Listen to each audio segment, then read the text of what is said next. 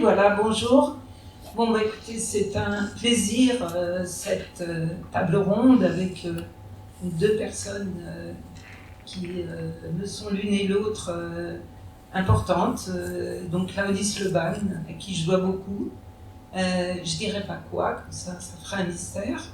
Et puis Brigitte Patient, donc, que j'ai beaucoup écouté, qui a accompagné véritablement toutes ces, comme vous en fait, comme nous, comme beaucoup, toutes nos, comment dire, regards sur la photographie, etc., etc. En fait, c'était une véritable école de photographie, en fait, cette émission.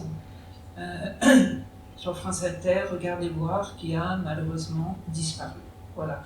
Donc nous avons la chance qu'elle soit avec nous, et puis Claudie et Brigitte se connaissent aussi depuis longtemps, donc c'est vraiment, ça va être forcément un dialogue fécond et profond. J'en suis absolument convaincue. Alors, pourquoi Claudie Sleban? Eh bien parce qu'il est l'invité d'honneur de cette nouvelle édition de la foire Photodoc, qui est placée sous le sigle de l'Advenir. Donc Advenir, titre qui a tout de suite inspiré Claudie et qui a accepté, et nous en sommes vraiment très honorés, et nous avons été vraiment sensibles à cette réaction. Pour qui connaît Claudie, on sait que c'est oui ou non.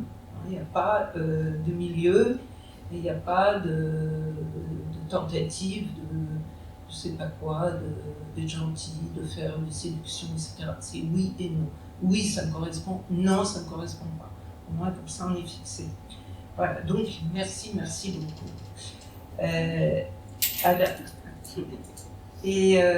Alors, pourquoi l'invité d'honneur? Parce que Photodoc et l'Observatoire des nouvelles écritures de la photographie documentaire, qui est en collaboration avec le GIS, Groupement d'intérêt scientifique, le sujet dans la cité, Sorbonne Paris Nord, Campus Condorcet, on a ouvert cet observatoire pour tenter de penser non plus à la photographie documentaire, mais aux nouvelles formes d'écriture de la photographie documentaire.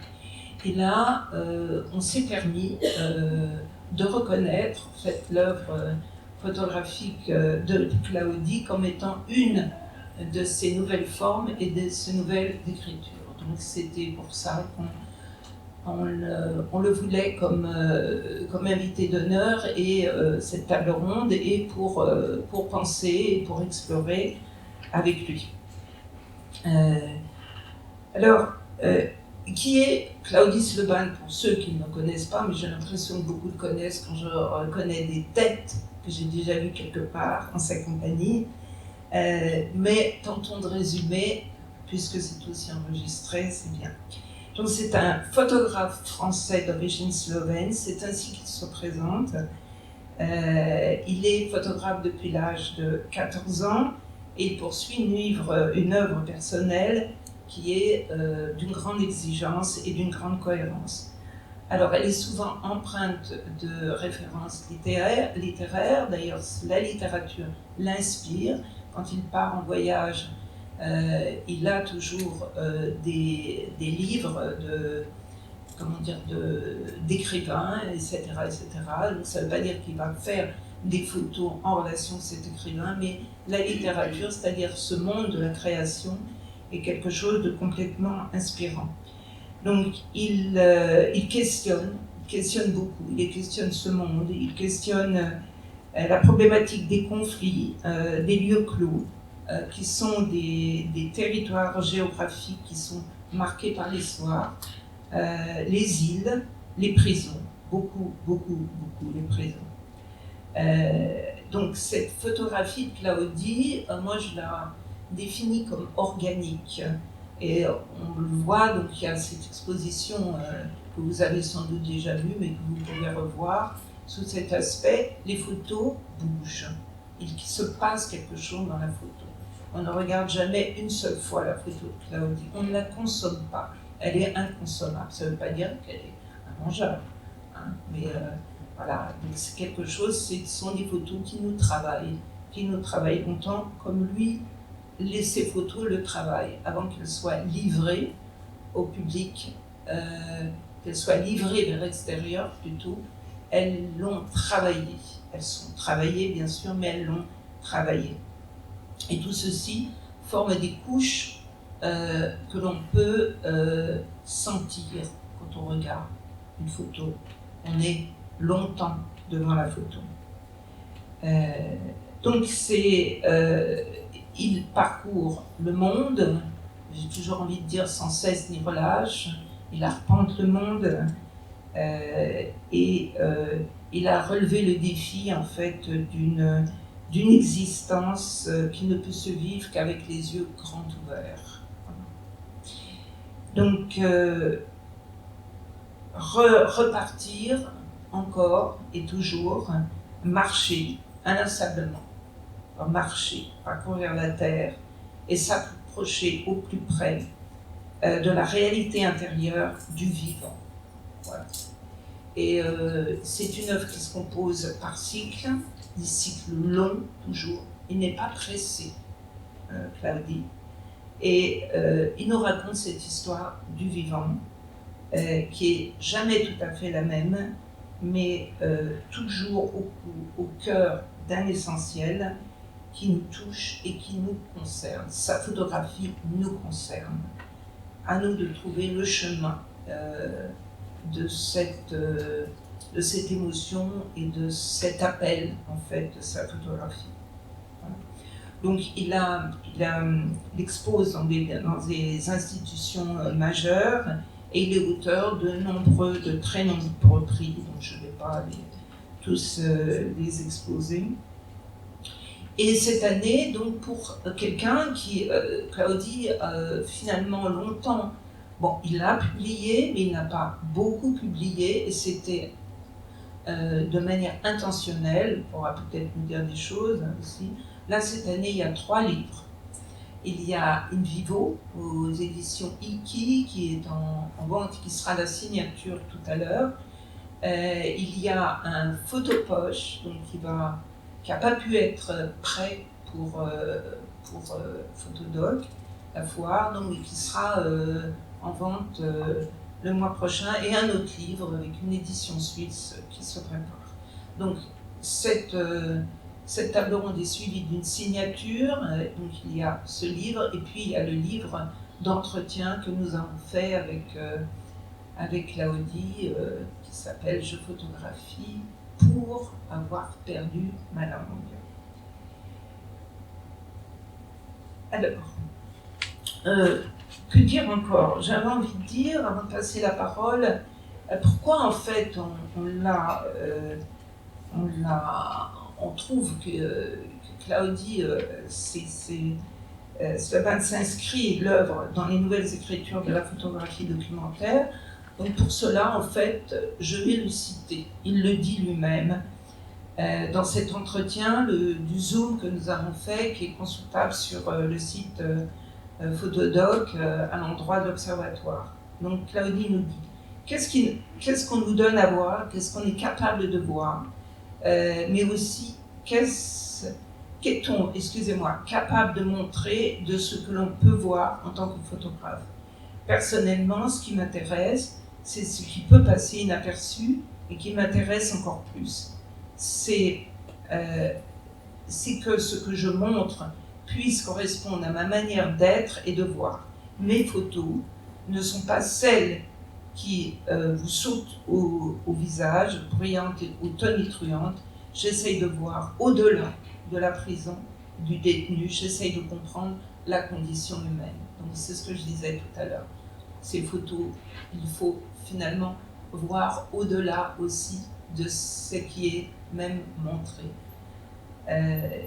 Et qu'est-ce qu'elle alors être photographe dans cette condition? Donc Claudie nous dit, c'est trouver un rapport juste au monde, c'est tenter de le voir avec son propre vécu, sa propre expérience, sans l'arner à sa petite histoire personnelle.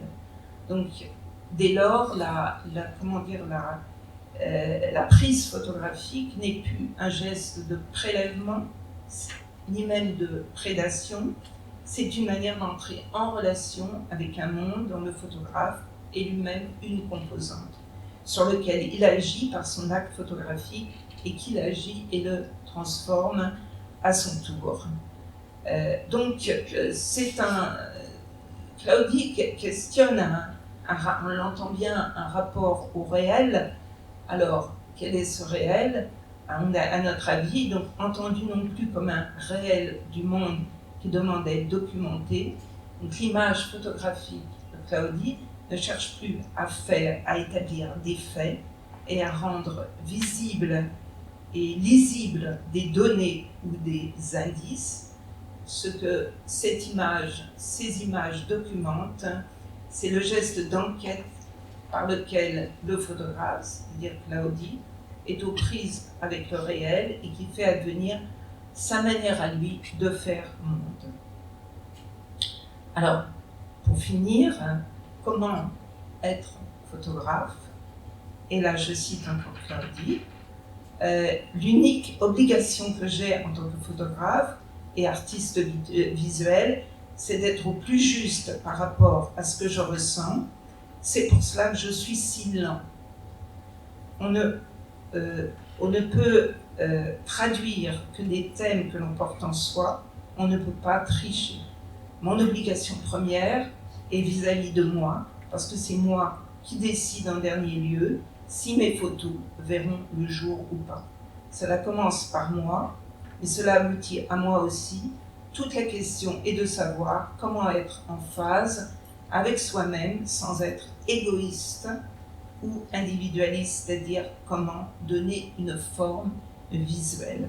Donc, et d'ailleurs, c'est le titre de cette table ronde, donner une forme visuelle à ce qui est si difficile à représenter.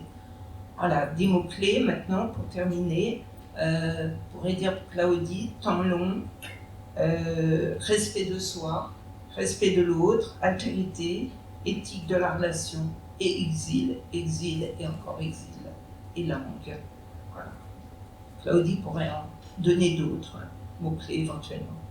Voilà, à vous, en dialogue. Merci Christine. Vous en avez dit des choses, Claudie. Quand on écoute Christine, on se dit, mon Dieu, qu'est-ce qu'il est bavard. Surtout, je n'ai plus rien à dire. Merci Christine. Merci Christine. En tout cas, je suis contente de vous retrouver là, pour cette édition de Photodoc, qui défend donc, Christine vous a presque tout dit, les nouvelles écritures de la photographie documentaire, qui propose cette année de raisonner avec le mot « advenir ». Alors, on va prendre ce mot. Qu'est-ce qu'il représente pour vous ? Est-ce que c'est un mot que vous aimez, ce verbe « advenir » ? Je l'adore parce qu'on bute, ce ad, comme ça, il y a une marche sur laquelle on se cogne d'emblée. Et l'avenir, on peut buter contre l'avenir. Et advenir, c'est quelque chose aussi qui est un mot assez littéraire, disons-le. Donc il y a une liberté à se projeter dans ce mot. Donc je n'ai pas fait des photographies pour qu'elles correspondent au thème de l'advenir, mais l'advenir me correspond, le fait d'advenir. Vous ne trouvez pas que dans ce verbe, plus je réfléchis, plus je l'entends, je trouve qu'il y a une notion de hasard très importante. Dans la formule, par exemple, dans l'expression « advienne que pourra », est-ce que cette petite nuance-là du hasard, de ce qui peut arriver par coïncidence, par hasard donc, vous séduit aussi ? C'est très bien parce que déjà on n'a pas commencé par parler de la photo et en fait c'est très bien parce que dans l'advenir il y a cette notion dont vous parlez, Brigitte, mais je ne crois pas au hasard. Je crois à quelque chose qui est, mais je pense que sur le fond on parle de la même chose, de quelque chose qui intervient alors qu'on ne s'y attendait pas, mais en fait on est capable de le voir si on a les antennes qui sont dehors et chez moi, rien n'arrive par hasard. Et surtout, quand on dit, voilà, vous avez fait cette photo par hasard, non. C'est une projection de soi dans la réalité, mais après, est-ce que ce sont des paramètres qui se mettent en place. Mais après, là où le hasard cesse d'être totalement, c'est lors de l'editing, lors de la sélection de la photo. Oui. Et là, on voit tout. C'est pour ça qu'on en jette tellement. Vous dites, notamment dans le livre que vous avez réalisé avec Christine, que la photographie, c'est la pratique de l'entonnoir. Racontez-nous ça, je trouve ça assez visuellement assez clair. Oui, et même, disons, de l'entonnoir dans le meilleur des cas, parce que souvent, c'est une sorte de... souvent, il est bouché, l'entonnoir. Donc, ça crée des dégâts. Mais l'entonnoir, c'est ce nombre de photographies que l'on fait et puis qu'on va jeter, parce que à un moment, jeu est un autre. Celui qui fait les photos n'est plus celui qui les regarde. Et celui qui les regarde doit se mettre à distance des photos et surtout de la réalité. Et donc à partir de là, je dirais, c'est un tamis aussi. Et après, je dirais à chaque photographe de choisir son calibrage. Oui, malheureusement, c'est au micron. C'est tôt. Le micron, c'est même pas du millimètre, c'est du millième de millimètre, donc il y en a très peu qui passent à travers. Il vous est arrivé, je crois, de faire tout un cycle en Amérique du Sud notamment, où vous avez quasiment tout jeté de vos photographies faites là-bas. Oui, c'est, je dirais, à un moment, on met des mots, après on fait des phrases, après des chapitres, et c'est comme ça que je construis mes cycles. Mais c'est vrai qu'à un moment, quand on a l'Indonésie, ça fait 15 ans que j'y vais, puis à un moment, voilà, il faut avoir ce regard suffisamment extérieur et mûr pour dire tout simplement, est-ce que ça tient la route? Et quand on s'aperçoit que ça ne tient pas la route, il n'y a aucune douleur à amputer quelque chose qui pourrit le reste. Qu'est-ce que ça veut dire, ça ne tient pas la route en photographie? Est-ce que c'est le sujet? Est-ce que c'est vos cadrages? Qu'est-ce que c'est ce qui ne tient pas la route? Il n'y a pas eu suffisamment de hasard. D'accord. En fait, je ne sais toujours pas ce qu'est une bonne photo, une mauvaise photo. Je sais ce qui est, comme je sais pas ce qu'est une belle personne, une personne laide, mais je sens l'intensité. Et quand ça vibre pas, quand ça ne pulse pas, je ne vais pas vers ça. Je m'en éloigne. Et il y a des photos, et puis après des cycles entiers qui ne pulsent pas comme d'autres. Et en fait, je m'aperçois qu'une bonne photo, c'est une photo avec de la neige. Au moins une fois qu'on a une définition nette et claire d'une bonne photo. De la neige dans les blancs, dans les noirs, dans les gris. Ah oui, moi, elle n'est pas... Ouais, elle en a un peu bavé, ma neige. Ouais. Si on prend de la neige dans vos photographies que vous avez réalisées sur les prisons, depuis de très très très longues années, elle est où la neige? Elle est où je parlais des noirs, des gris, dans les draps, dans ce qu'on peut voir là, ici, en bas, à Photodoc. Mais en fait, ça, vous avez raison, même j'ai photographié Fleury Mérogis sous la neige, et en fait, la seule photo qui va vraiment à côté, c'est celle d'un lit. Et donc, c'est justement là, on est dans une thématique, non pas dans le sujet. C'est pas la neige qui fait la photo, c'est pas la prison qui fait la photo, c'est la photo en elle-même, elle tient ou elle ne tient pas. Et en fait, oui, la matière, comme disait Christine, le côté organique, en fait, c'est ça qui me plaît dans les draps de ces détenus qui ne changent jamais dans cette neige, qui n'est pas seulement une neige qui tombe juste pour le réveillon ou pour le soir de Noël. C'est une neige, oui, qui a son vécu, qui a vu du chemin, de la route. En fait, la question de ce dialogue, c'est comment donner une forme visible à ce qui est si difficile à représenter. En fait, dans vos photographies, pour revenir aux photographies sur la prison, et notamment dans le livre qui est en bas, là, je vais oublier le titre, In Vivo. In Vivo. C'est ça. Dans la première partie du livre, on voit il ne s'agit que de lits, que de murs, que de traces, que de draps, que de matière. Et en fait, la prison, la détention, l'enfermement, c'est très difficile à représenter. Et vous avez choisi de représenter ce monde-là, cette non-vie ou cette survie-là, quand on pense à la vie des détenus à l'intérieur de Fleury ou d'autres prisons. Vous avez choisi de les représenter par l'absence, oui, l'absence, je ne sais pas comment dire. Ils ne sont pas là, les détenus, et en même temps, ils sont complètement présents. La partie pour le tout. En fait, rien que la manière dont est construite architecturalement une cellule de prison, le lit donc, occupe pratiquement tout un côté, et maintenant d'autant plus que donc, dans le coin opposé en haut il y a la télévision, donc le seul endroit d'où ces adolescents peuvent regarder la télévision, c'est du lit. Donc comme ils regardent tout le temps la télévision, ils sont tout le temps couchés. Et en fait, ils ne changent pas les draps. On parle là vraiment de Fleury-Mérogis, parce que dans d'autres pays, c'est un système tout à fait différent.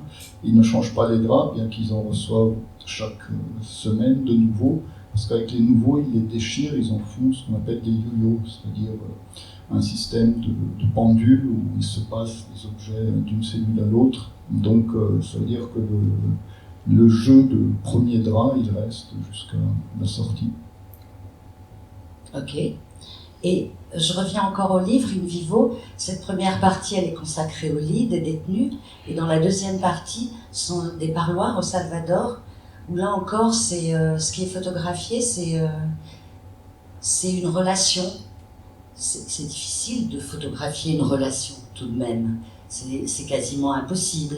Et vous, Claudie, vous avez quand même ce savoir-là, cette richesse-là, de pouvoir représenter ce qui est invisible. Et on voit donc dans ces parloirs des familles face à leur détenus, et c'est ce leur qui est représenté dans la photographie. Juste avec un cadre qui est simple, qui est fait de béton et de grillage.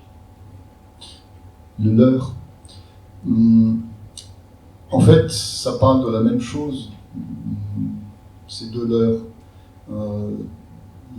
En fait, c'est exactement ça. C'est sur l'absence qui est présence, mais aussi dans ces parloirs, finalement, c'est l'absence.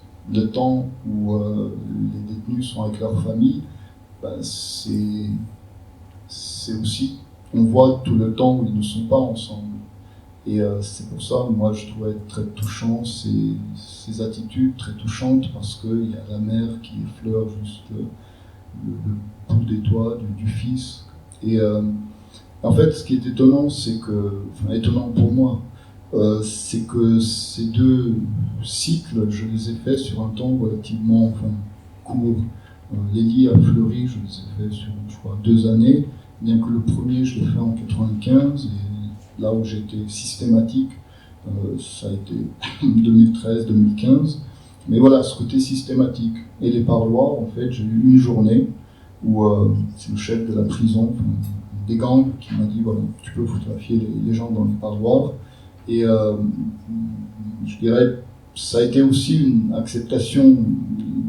Les détenus m'ont invité à les photographier avec leur famille, ce qui est très rare. Et justement, pour moi, c'est cette notion, c'est pas un scoop en soi, parce que les photos ne montrent rien, je dirais, d'extraordinaire dans le sens photographique, mais c'est l'intensité de ces gens qui se rencontrent pour un temps court et qui soudain se tournent vers celui qui vient déranger, en fait, mais en même temps, ils acceptent d'être dérangés de cette manière-là. Donc, en fait, oui, cette présence, elle souligne aussi l'absence. Là, vous parlez de cycle, Christine en a aussi pas mal parlé. Quand on parle de votre travail, on parle de ces longues périodes où vous travaillez vous vivez avec une idée, avec une obsession. Est-ce que le mot obsession est possible? Je suis un obsédé. D'accord, donc c'est bien.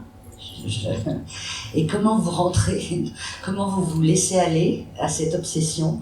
Qu'est-ce qui fait qu'à un moment donné, vous allez bosser, vous allez vivre avec les Balkans? Qu'est-ce qui fait que vous allez vivre avec les détenus du monde entier? Voilà. En fait, c'est peut-être ce qui me sauve avec mon obsession, justement, de ne pas me retrouver hors la loi, c'est que j'arrive à la canaliser. Et c'est pour ça que j'ai besoin vraiment de périodes qui, en général, sont de 3 semaines. Ça peut sembler court, mais c'est très long aussi, 3 semaines, quand on marche tous les jours, quand on se lève comme ça, avant le jour, et qu'on marche jusqu'à la fin du jour, et que ça se répète, et ça se répète, et je ne dors pratiquement jamais 2 fois au même endroit, donc c'est vraiment très physique. Et en fait, pour toucher à son obsession, il faut déjà se départir de toutes les couches de vernis social qu'on a sur soi, qu'on soit des animaux sociables. Et en fait, ça prend du temps. En fait, ça prend de plus en plus de temps. Non pas parce que j'ai de plus en plus de couches, mais parce que j'en connais les rouages aussi. Et je ne veux pas utiliser des ficelles du métier. Je commence... alors c'est peut-être grave, mais en étant obsédé et en commençant vraiment à photographier, il faut que je sois nu. C'est grave, non? Il faut que vous soyez nu. Nu, oui. C'est au sens figuré, j'imagine. À peine. C'est-à-dire, Ouais. Parce que racontez-nous précisément alors le nu. Le nu chez Claudie. c'est comme dans les rêves. Moi j'en fais, je ne sais pas si vous en faites. Soudain on se retrouve nu dans une société, dans une situation où tout le monde est habillé. Et quand je photographie, je suis nu, et les autres sont surtout dans les pays où il fait froid, ils sont non seulement habillés, mais chaudement habillés.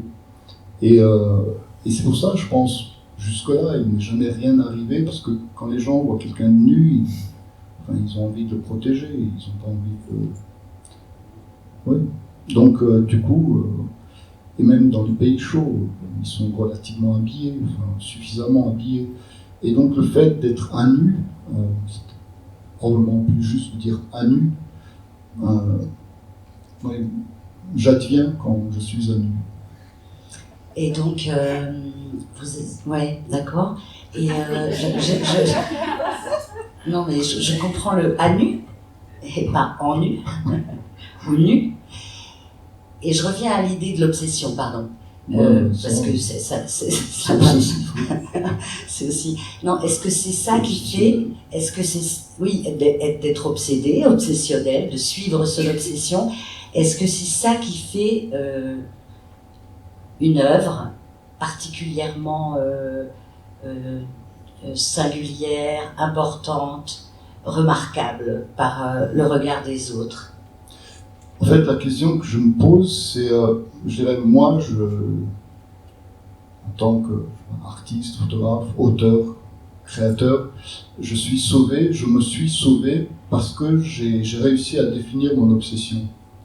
Et je pense qu'une fois qu'en tant qu'artiste, on arrive à mettre le doigt sur son obsession, c'est-à-dire là où quelque part ça fait mal, là où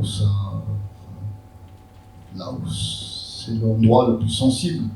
En fait, c'est là où on peut commencer, à partir de là, on peut commencer à créer. Et c'est pour ça, moi je suis certain, il faut une éducation de l'œil, mais on ne va répéter personne à partir du moment où cette éducation de l'œil, on l'utilise pour s'exprimer, pour exprimer son obsession. Parce qu'on n'a pas tous les mêmes obsessions. Dommage.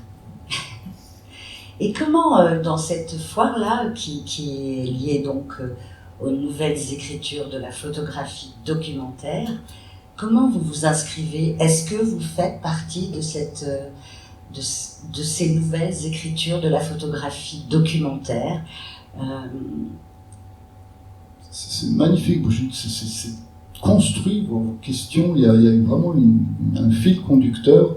Là, vous vous moquez, hein, quand non, même. Non, je le dis parce que c'est toujours à un moment, ça devient embêtant de répondre à certaines questions, parce que c'est comme quand on voit les photos, les siennes, mais aussi des autres. Je regarde les photos des autres, en 5 photos, je sais à qui j'ai affaire. C'est comme les joueurs d'échecs. Il m'est arrivé très souvent que des joueurs d'échecs, au bout de 5 coups, me disent « Non, c'est pas la peine de jouer avec toi, t'es trop nul ». Et je ne dis jamais à quelqu'un qu'il est nul, comme je regarde beaucoup de photos, je dis juste, voilà, il faut bien que tu en sois conscient, que tu fais encore des pâtés, là. Peut-être, au bout d'un certain temps, tu feras de la photo, mais... Et les questions, là, réellement, que vous posez, sont au cœur de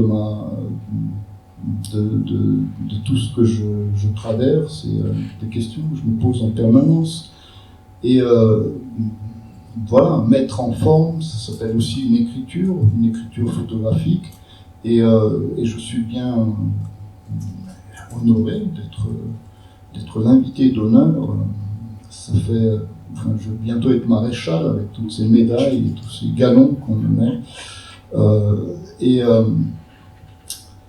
Maréchal Tito, bien sûr, étant notre exemple à tous.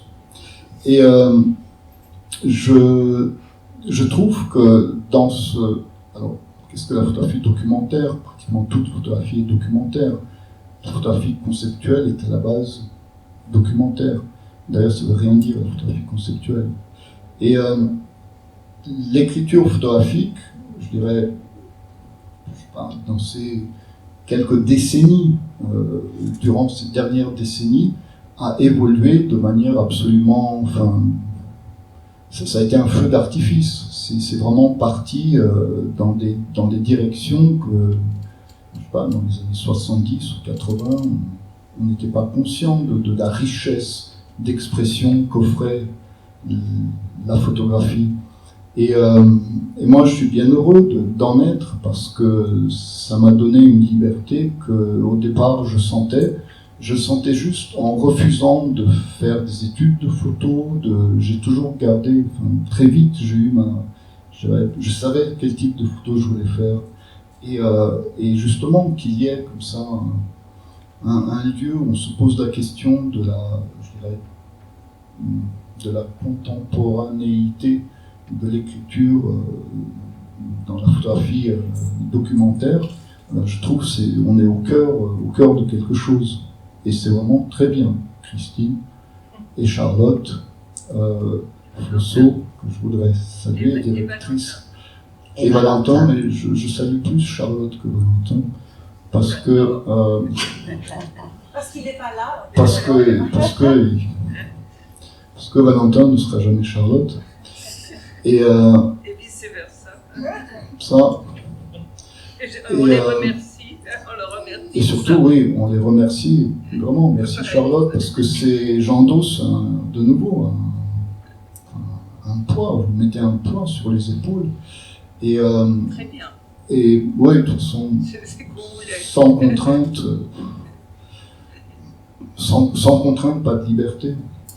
Et je me sens vraiment concerné par cette question de l'écriture photographique, par cette question de l'expression qui est, et là, avec tout le respect que j'ai pour le photojournalisme, et surtout actuellement, mais comment, là où il y aurait dû y avoir une progression, dans les médias, on a complètement écarté une certaine expression, une certaine photographie d'auteur, sur certains rares médias, supports, journaux, et en fait, il y a de moins en moins de place dans les médias pour une certaine nouvelle écriture photographique, et c'est pour ça qu'elle est repoussée dans les galeries, dans tous les trucs à côté, là, les musées, les galeries, les livres, et en fait, il y a vraiment eu un clivage au niveau des écritures, et on a fait des petites étapes quand même. Et moi, je trouve ça dommage. Mais ce qui est encore plus intéressant, je trouve, c'est la mise en forme aussi des images dans le livre. Le livre a évolué sur ces dernières décennies, mais de manière incroyable. Et moi, je trouve ça magnifique. La manière de faire les livres, je veux dire, autant au niveau de l'écriture photographique, on a bien plus progressé qu'en littérature, et au niveau de la conception du livre, en fait, il n'y a que les livres photos et les livres pour enfants qui ont tellement explosé, qui ont tellement de liberté et d'inventivité dans leur, tout simplement, dans leur façonnage. Et les livres d'enfants, je m'y connais. Hein. Ben oui, tout le monde ici, on s'y Moi, connaît tous plus. avec les livres d'enfants, non? Un peu plus. Non, moi je pense plus aussi. Mais j'ai deux voix là pour vous dire quelque chose. Non, alors d'abord les livres justement. Vous n'êtes pas quand même quelqu'un qui sort des livres à tout va, qui publie un livre par an de photographie. Et là tout à coup il y en a deux. Il y a une Vivo dont on a parlé tout à l'heure avec la matrice qui est en bas sur la table, faite de métal avec le petit clapet comme dans les portes de prison que les gardiens ouvrent ou ferment pour dire un mot aux détenus. Et puis il y a un photopoche qui n'est pas là mais qui va arriver bientôt sur votre œuvre. Qu'est-ce qui a fait que là vous êtes engagé dans cette voie de travailler à la fabrication de ces deux livres alors que vous êtes plutôt rare quand même? J'étais chez moi et on m'a appelé. Et j'ai dit oui, parce qu'il y avait une évidence. Et avec Iki. Iki, c'est la maison d'édition. Voilà, I-I-K-K-I.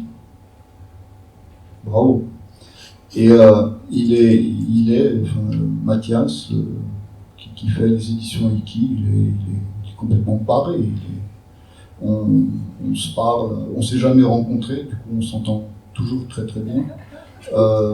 On se parle à 3-4 heures du matin, c'est-à-dire moi je me lève et lui il va se coucher. Et voilà, je pourrais faire en effet plus de livres, mais je suis encore dans le faire, F-A-I-R-E. Je fais tout le temps des photos, je construis mes cycles. Alors c'est vrai, je fais beaucoup d'expositions, parce qu'une exposition c'est un peu comme un entraînement en vrai. Une exposition, ça a l'avantage de nous mettre quand même, on se met à distance de son travail, mais en même temps, c'est pas vraiment pour de vrai, parce que ça va pas rester. Du coup, on peut faire beaucoup d'erreurs dans les expos. Alors que le livre, je suis encore de ceux qui pensent que ça reste.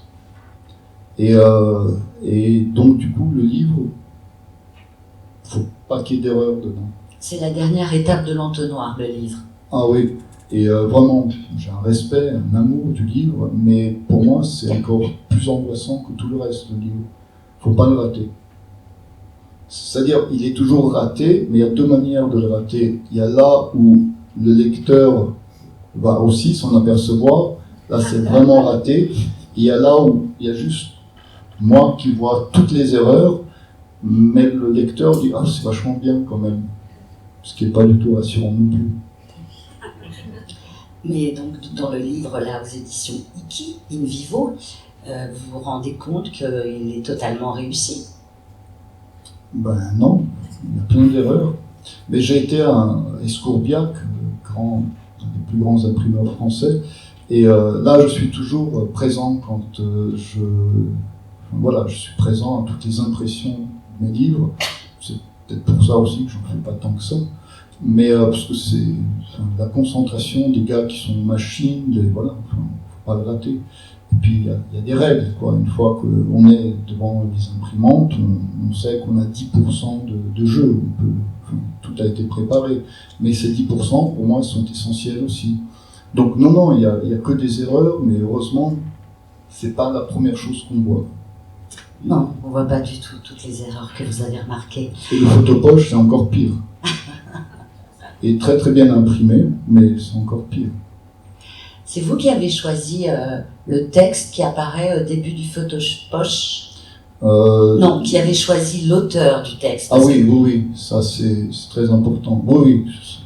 Enfin, je choisis tout ce que vous n'aimez pas, je l'assume et je ne peux rien faire pour vous.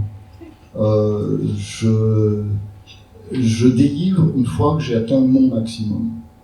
Et donc, oui, j'ai choisi l'auteur parce que c'est un poète, parce que c'est un écrivain, et puis surtout, c'est quelqu'un qui est de l'Est et qui qui a fait cette connexion avec mon Est des origines, le Grand Est, et peut-être que quelqu'un, je dirais, de non-slave ne le percevrait pas comme ça. Vous pouvez dire son nom? Mais oui, malheureusement, je peux tout faire. Jelko Kozinic. D'accord, c'est pour ça que je préfère que ce soit. Est-ce que vous pouvez répéter? Non, mais par contre, j'ai envie de lire, parce que Christine a lu des citations, alors j'ai envie de faire exactement comme elle. Quelqu'un qui a écrit à propos de vous, regard patient, refus de l'immédiat, du choc de l'événement, immersion dans une réalité où se mêlent l'attente et l'espoir, la paix du jour et la menace du lendemain. Il y a quelque chose qui parle de paix rêvée et de mort latente. Et je crois que c'est cela, entre autres, qui filtre des photos de Claudie Sluban. Elle parle de mort parce que la mort plane, mais elle la conjure en même temps, parce qu'elle parle aussi de vie, d'êtres humains, de terre, et de ce qui attache ces êtres humains à cette terre, ce qu'ils y ont construit, d'êtres humains qui veulent, malgré l'oubli ou le mépris du monde, vivre. Et vous reconnaissez bien sûr ces mots.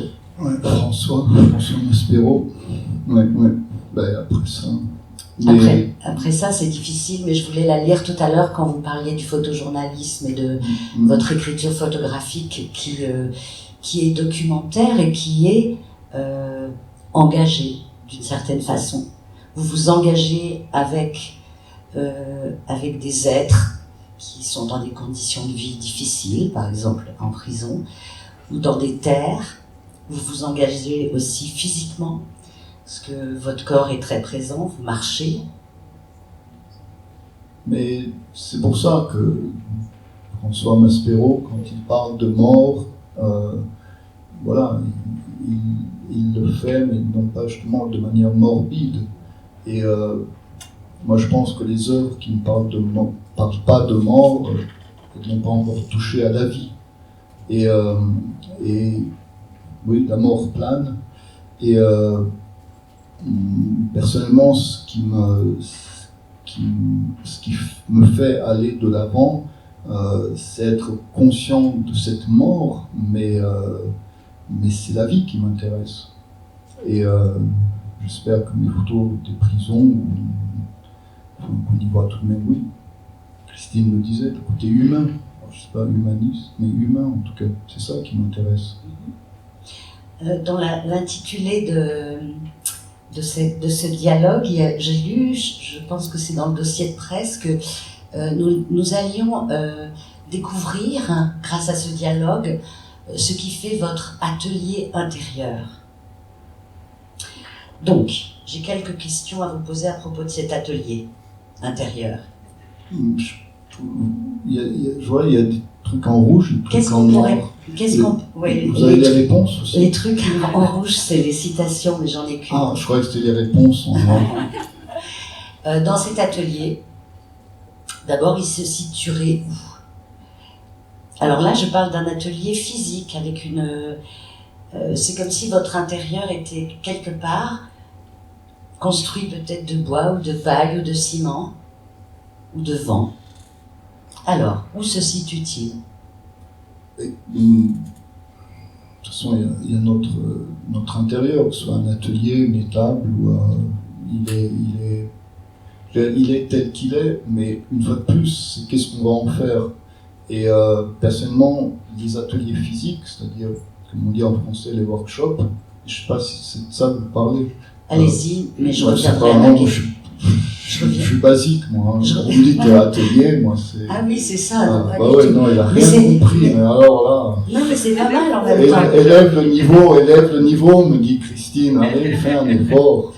Mais moi, je dis, commencer par le basique, c'est déjà beaucoup. Mais essayez de me rattraper. Non, mais là, je suis très basique en posant cette question. Je parle pas du tout des workshops, ni des futurs photographes que vous allez encadrer, un travail que vous aimez beaucoup faire. Vous leur dites, allez-y, suivez votre obsession. Là, je parle d'un atelier. Je vous demande, imaginons, vous sortez d'ici, vous êtes l'invité d'honneur, et on vous dit, voilà, merci Claudie, vous avez été brillantissime dans cette conversation. Vous avez gagné un lieu, un terrain, ou installé un atelier. Donc, je vous demande, dans quel pays, dans quelle ville?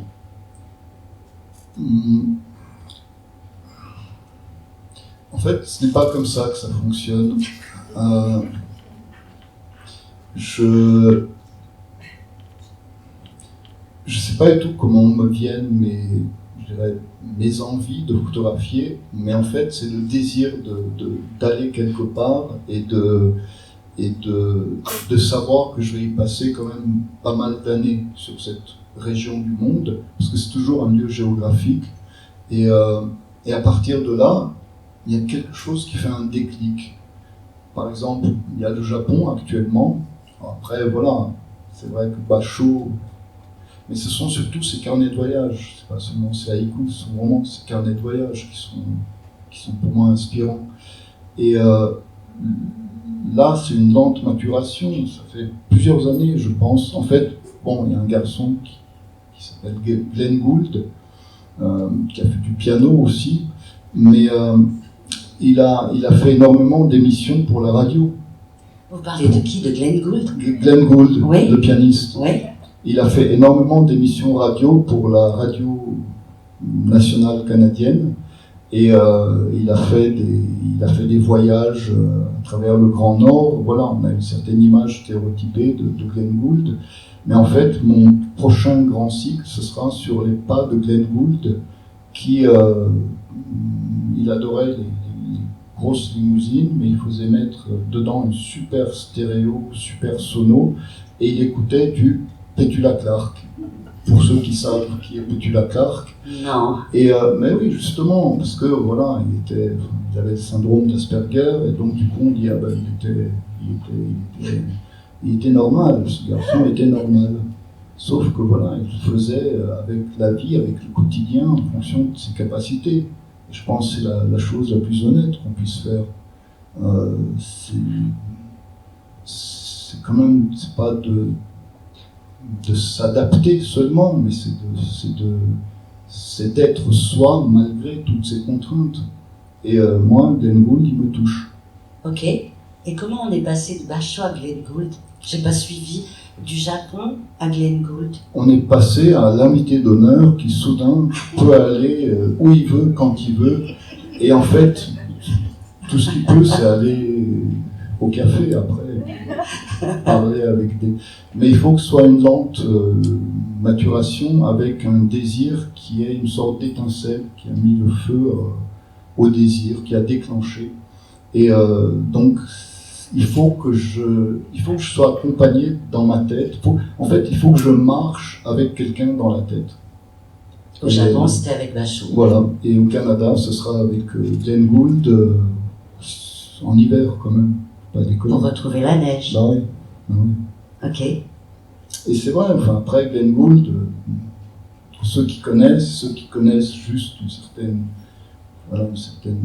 presque un stéréotype, une caricature de Glenn Gould, c'est quelqu'un qui, pour moi, est vraiment... Enfin, je lis tout, je connais tout sur Glenn Gould, je suis imbattable.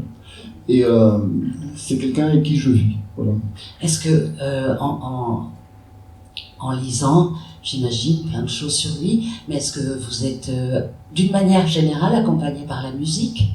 Évidemment, là, Glenn Gould, oui. Mais est-ce que quand vous marchez, est-ce que vous avez un casque sur la tête? Est-ce que vous l'enlevez si vous avez à discuter avec quelqu'un? Est-ce que vous aimez les voix? Est-ce que vous aimez les sons de la nature? Comment ça marche avec le son et vous? Alors oui, bien sûr, la musique, puis il y a quelque chose qui s'appelle la radio aussi. C'est bien la radio. Et l'image, je fais très attention. Mes yeux saignent très vite quand l'image n'est pas bonne, donc je préserve mes yeux, mais bien sûr, en voyage, pas de divertissement, c'est trop tard. On est en prise réelle tout le temps, donc surtout, bien sûr, pas de musique. Donc. Mais c'est une bonne question. Qu'est-ce qui nous met en condition, tout ce qui a été avant. Donc en voyage, je me débarrasse en fait de tout ça. Vous vous souvenez? À nu. À nu. Et en fait, être à nu, c'est tout ce qui a été suffisamment, tout ce qui nous a touché suffisamment profondément va rester. Le reste, non. Et voilà, Glenn Gould jouant du piano, ça c'est quelque chose qui me reste. Et peut-être pour conclure, je ne sais pas, mais tout à l'heure, enfin, vous venez de dire en prise réelle, on n'oublie pas que vous êtes photographe, et comment arrive la photographie, qu'est-ce qui fait que vous allez faire une photographie quand vous êtes dans ces situations à nu, avec dans votre besace des carnets de Bachot, des disques de Glenn Gould, des livres. Qu'est-ce qui fait que vous allez vous arrêter pour dire je vais faire une photographie? Ou d'ailleurs, est-ce que vous le dites, ce mot-là, dans votre tête, cette phrase-là? Magnifique question, et dès que je sais, je vous le dis, je ne sais toujours pas pourquoi je déclenche, Et c'est pour ça que j'ai toujours un seul appareil, un seul objectif, et une fois de plus, je suis basique, désolé Brigitte, un appareil manuel, parce que un appareil qui a des piles, tout ça, c'est beaucoup plus lent. C'est pas que c'est mal, c'est que pour moi c'est plus lent. Là, j'appuie sur le bouton et ça se déclenche. Et je dois être juste en phase. Et ça se fait de soi-même. Et comme les vitesses dans les voitures, j'aime pas les voitures automatiques, les réglages sont toujours faits en... c'est ça qui est important aussi, on est dans la... quand on réfléchit, enfin, dans la projection permanente de quelques mètres en avant. C'est-à-dire que dès que je change de lumière, de conditions de luminosité, mes doigts automatiquement passent les vitesses. Donc je suis toujours, plus ou moins, quelques diaphragmes près, mais je suis toujours opérationnel. Et donc ça se déclenche en moi. Et quand les photos sont faites, quand vous rentrez quelque part, là où vous vivez, est-ce que vous regardez tout, vous faites développer tout ça, est-ce que vous regardez tout de suite? Non, surtout pas. L'image latente. Non, là, je suis en train de travailler sur les planches contact du Pérou et du Japon. C'était 2020, 2019, 2020. Elles peuvent attendre 2 ans dans votre... Oui, parce qu'il faut que j'oublie le réel et que je me plonge dans la réalité des photos. C'est aussi bête que ça. Je suis basique. Donc, vous repartez quelquefois pour un autre projet, alors que vous n'avez pas vu les photos que vous venez de faire. Oui, tout à fait. Et je construis en fait à partir de mes images latentes. Je me dis, tiens, j'ai ça en boîte, maintenant je vais faire ça. Et en fait, j'ai complètement faux. Ouais. Mais je construis sur quelque chose que j'ai dans ma tête, plus que dans la réalité. Et donc là, vous êtes en ce moment où? Avec qui? Avec Glenn Gould. Ah oui, c'est vrai, oui, Ouais. bien sûr. Vous n'êtes pas ailleurs. Non, je suis tout le temps... Et quand est-ce que vous allez partir? En hiver, c'est ça? Oui, j'espère l'hiver prochain. D'accord. Ok. Ouais. C'est bien comme projet, non?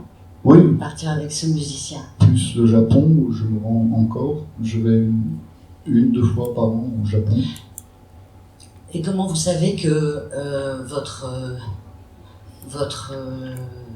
travail, votre cycle, merci, n'est pas épuisé, qu'il y a encore là, vous venez de dire je repars au Japon, qu'est-ce qu'il y a encore à voir, à faire, à dire, à avancer dans ce pays? Alors là, pour une fois, j'ai la réponse, c'est quand je n'ai plus le désir d'y aller. C'est très bien comme réponse. C'est un peu basique, mais... Oui, mais c'est bien, j'aime bien être basique avec vous. Merci beaucoup. Qu'est-ce que vous en pensez, Claudie? On peut laisser un peu de temps pour des questions maintenant, parce que... Non, il est 17h00 là. C'est fini. Commencer, Est-ce que je peux juste... Mais il y a peut-être quelqu'un derrière. Je voudrais juste dire une chose. J'ai été à un moment dans des îles qui s'appellent les îles Kerguelen. Et en fait... Bon, on m'a appris qu'il y avait un truc qui s'appelait la télévision, mais je suis vraiment radio, voilà. Et en fait, il y avait une émission qui était, je crois, en fait, la seule radio, alors je ne sais pas comment ça passait, il y avait France Inter. Et je ne sais pas si vous vous souvenez, mais il y avait une émission à 5h du matin, je crois. C'était 5h ou 6h? 5 à 6 à ce moment-là. 5 à 6, voilà, 5 à 6. Et en fait, alors, il y avait un peu de décalage horaire, du coup, moi c'était vers les 7-8 heures, donc c'était cool. Et quand j'étais sur la base, au Kerguelen, c'est réel, c'est la seule émission que j'écoutais. Et je me suis dit, mince, mais ça c'est pour moi, ça faudrait que je passe dans cette émission. Mais réellement, hein, je me suis dit, mais c'est tout à fait le truc là, j'aurais plein de choses à dire. Et alors bien sûr, je ne vais pas vous déranger en vous disant, moi, je serais super bon, Brigitte, si vous m'interrogez. Et je rentre des Kerguelen et vous m'appelez. Et ça a commencé là. Donc, vous êtes mon Glenn Gould de la radio. Ben oui, c'était avant que je fasse Regarder voir, l'émission sur la photographie, j'étais de 5 à 6 en quotidienne.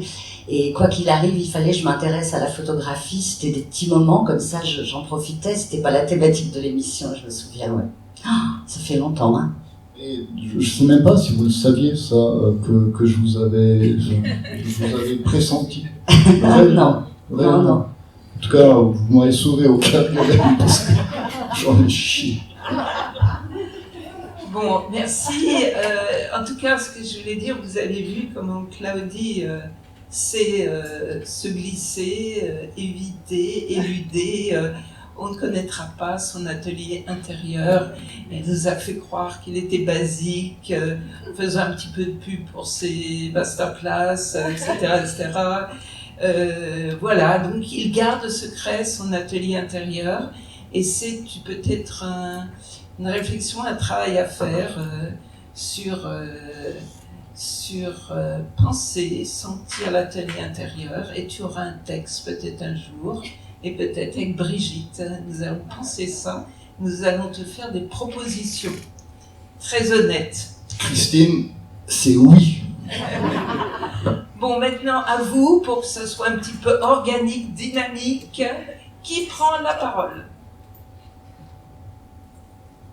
Juste pour le faire éluder un petit peu. Non, c'est juste, nous avons tout dit et il n'y a aucune question à poser. Eh bien, c'est pas toi qui fais la modération, je sache. C'est toi qui es l'invité d'honneur et tu subis. Oui, Christine. Voilà. Il faut laisser un peu chauffer la salle, tu vois. Attends, elle reçoit tes paroles, vos paroles. Un petit peu d'humanité. Moi, Bonjour, j'ai une question qui est peut-être pas bizarre, mais est-ce que vous pourriez donner une raison de ne pas continuer la photo ? Pourquoi ne pas continuer ? Je ne me suis jamais posé cette question. Vraiment, à 14 ans, mais tu as très bien dit, Christine, je suis devenu photographe et jamais je n'ai eu de passage à vide, jamais je me suis posé la question qu'est-ce que je pourrais photographier, jamais. Et en fait, il y a la vie, la vraie vie. Et en fait, ce qui me fait souvent tenir, c'est mes projets. C'est le fait de pouvoir me projeter dans un projet. C'est pas tout ce qu'il y a, je dirais, après, qui sont des choses très belles. Exposition, livre, invité d'honneur, ça c'est angoissant. Mais un projet, c'est quelque chose qui est comme ça, au loin, un phare, et ça me fait vraiment... Ça m'aide à ramper mieux. Voilà. Tu vois, c'est bien.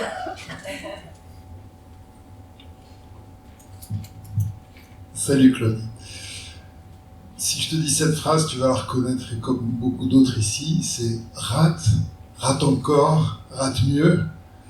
À partir de quand tu dis c'est réussi ? C'est jamais réussi, mais il y a un moment, il y a des traces indélébiles, comme le livre, c'est réussi, c'est un terme, je dirais, extérieur, c'est les autres qui vous disent c'est réussi, c'est pas réussi. Moi, tout ce que je peux faire, c'est aller, une fois de plus, au maximum, au bout de moi-même. Et une fois que j'ai donné le maximum, c'est peut-être pas réussi, mais à un moment, je sais qu'il faut le montrer, puis à un moment, je sais qu'il ne faut pas le montrer. Il y a des maximums que je montre, et à partir de là, et c'est en fait une manière de dire si on pense que parce qu'on est, voilà, on nous donne des prix, on nous donne on nous fait des compliments, qu'on est bon, c'est qu'on est encore très loin d'une certaine vérité intérieure. Il faut avoir cette même, je dirais, capacité à encaisser les coups comme les compliments. Donc réussi, pour moi, c'est un terme extérieur. D'autres, sinon des questions, hein, ça peut être aussi juste des mots comme ça. Ou le silence. Voilà.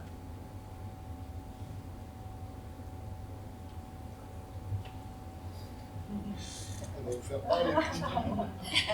Oui, c'est plutôt toi qui donne la parole en fait. On distribue. Elle la distribue. Une question sur l'image latente dont vous parliez, qui nous parle tous, je pense. Est-ce que cette image latente, elle précède le moment où on prend la photo? Est-ce qu'elle précède le moment où la photographie s'accomplit? Je dirais encore une question, je ne sais pas si c'est une bonne question, mais une question qui touche au cœur, parce que, en fait, c'est très très très juste ça. Pour moi, l'image latente, elle existe à partir du moment où elle est sur ma pellicule. C'est très profond ça. Et avant, il y a ce dialogue que j'ai avec, voilà, comme je dis, une sorte de guide, pas spirituel, mais quelqu'un qui marche à côté de moi. Mais c'est vrai, elle existe seulement à partir du moment où elle est impressionnée sur la pellicule. Et c'est peut-être pour ça aussi que j'aime tellement faire, repousser le plus loin possible dans le temps avant d'être déçu en fait.